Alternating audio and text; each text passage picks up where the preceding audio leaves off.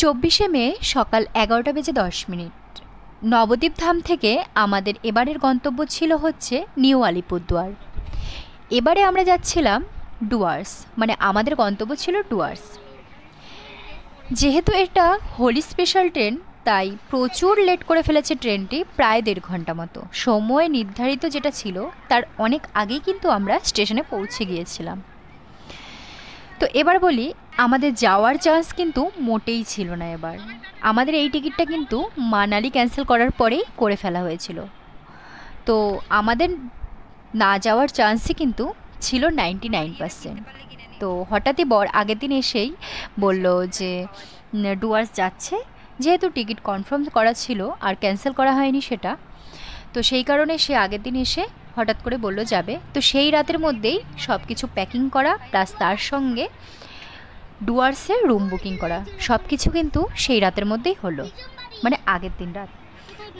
আর জামা কাপড় এবার সেভাবে কিছু কিনতে পারিনি, তার কারণ হচ্ছে আমাদের যাওয়ার যেহেতু আশাই ছিল না, সেই কারণে। তো সকাল সকাল ঘুম থেকে উঠে তাড়াহুড়ো করে রান্না বান্না সেরে নিয়েছি। রান্নার মধ্যে রেখেছিলাম আলু সেদ্ধ, আলু ভাজা আর একটা চচ্চড়ি। আর আমাদের সঙ্গে যারা ছিল তারা নিয়ে গিয়েছিল হচ্ছে ডিমের কারি আর ভাত। আমিও ভাত নিয়ে গিয়েছিলাম। তো সকলে মিলে ট্রেনে ওঠার পর লাঞ্চটা সেরে ফেলেছিলাম। তারপরেই কিন্তু নিয়ে নিয়েছিলাম এরকম ভাঁড়ে করে দই। ভেবেছিলাম খুব ভালো খেতে হবে, কিন্তু নেওয়ার পর একদমই বাজে খেতে ছিল। তো তারপরেই চলে আসলো ফারাক্কা ব্যারেজ। তো ফারাক্কা ব্যারেজের এইরকম সৌন্দর্য দেখতে দেখতে কিন্তু আমরা আমাদের গন্তব্যে রওনা দিচ্ছিলাম। তো তোমাদের বলে রাখি, এর আগেও কিন্তু আমরা নিউ জলপাইগুড়ি গিয়েছিলাম, তবে ফারাক্কা ব্যারেজ আমাদের দেখার সৌভাগ্য হয়নি।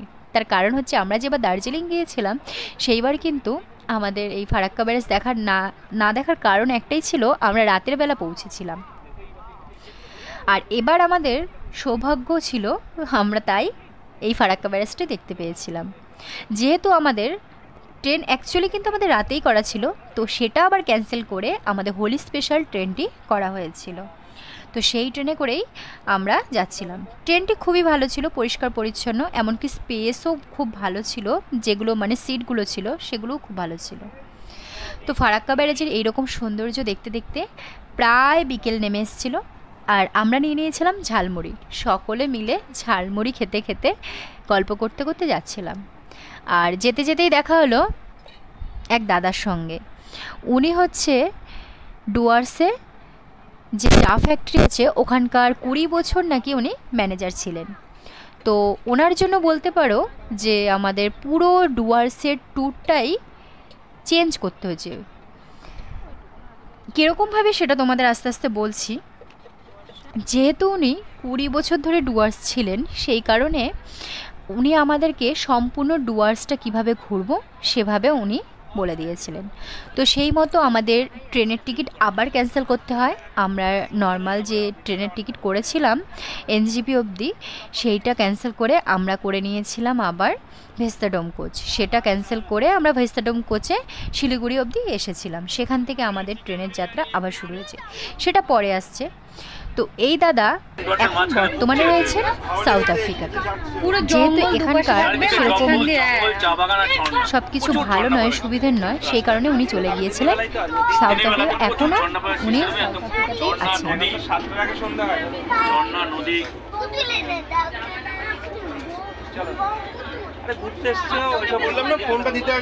ওখানে গেলে ভিডিও তো করতে পারবো আবার কি।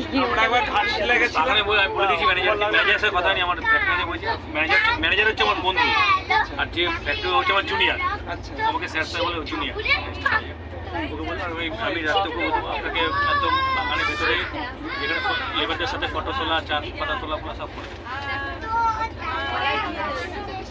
তো আমরা ডুয়ার্স কীভাবে ঘুরবো সম্পূর্ণ প্ল্যানটা কিন্তু এই দাদা আমাদের করে দিয়েছিলেন। এমনকি ওনার মেয়ের ছোটোবেলাকার গল্পও কিন্তু আমাদের শোনাচ্ছিলেন।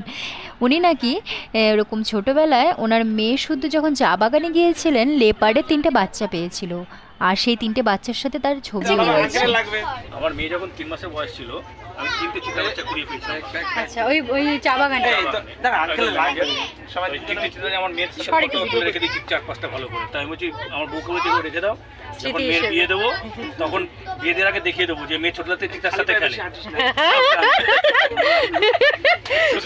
শ্বশুরবাড়ি ভালো বুদ্ধি। তো উনি রাস্তায় যেতে যেতে আমাদের সেই গল্প শোনাচ্ছিল যে যখন মেয়েকে বড় হয়ে বিয়ে দেবে তখন এই লেপার্ডের বাচ্চার সঙ্গে যে ছবিগুলো সেগুলো শ্বশুরবাড়িতে দেখাবে আর বলবে যে মেয়ে নাকি লেপার্ডের সঙ্গে মানুষ হয়েছে। তো বেশ মজাদার মানুষ ছিলেন এবং খুব ওনার গল্প শুনতে শুনতে প্রায় সন্ধে নেমে এসছে। তারপরেই চলে এসেছে ট্রেনে কফি। তো আমরা নিয়ে নিয়েছিলাম কফি। এই ট্রেনে কিন্তু বলে রাখি পেন্ট্রি কার্ড নেই। তো কফি উঠেছে, কফি নেওয়ার পর ভেবেছিলাম এই যে ছোলাটা সেদ্ধ ছোলা তো নিয়ে নিয়েছিলাম, তারপরে দেখলাম কাঁচা ছোলা। তো যেহেতু বলে ফেলেছি সেই কারণে ওটাই খেতে হলো চা খাওয়ার পরে। তো তারপরে আমাদের নিউ জলপাইগুড়িতে খাওয়ার অর্ডার দেওয়া ছিল, সেখানে এসে খাওয়া দিয়ে গিয়েছে। এখানে আমরা নিয়ে নিয়েছিলাম একটা চিকেন থালি আর একটা নিয়ে নিয়েছিলাম রাইস আর চিলি চিকেন, যেটা আমার জন্য। চিকেন থালিটা খেতে কিন্তু বেশ ভালো ছিল, আর রাইস আর চিলি চিকেনটা খুবই বাজে খেতে ছিল। চিলি চিকেনের গ্রেভিটা একদমই খারাপ ছিল খেতে, আমি সেই কারণে যদি শরীর টরীর খারাপ হয়ে যায় সেই কারণে আর খাইনি। তারপরে আমাদের ট্রেনটা একদম কারেক্ট টাইমে পৌঁছে দেয়, আমাদের দুর্ভাগ্য বলতে পারো, কারণ এই ট্রেনটা সবসময় লেটই করে, কারণ এর আগে শুক্রবারেও লেটই করেছিল।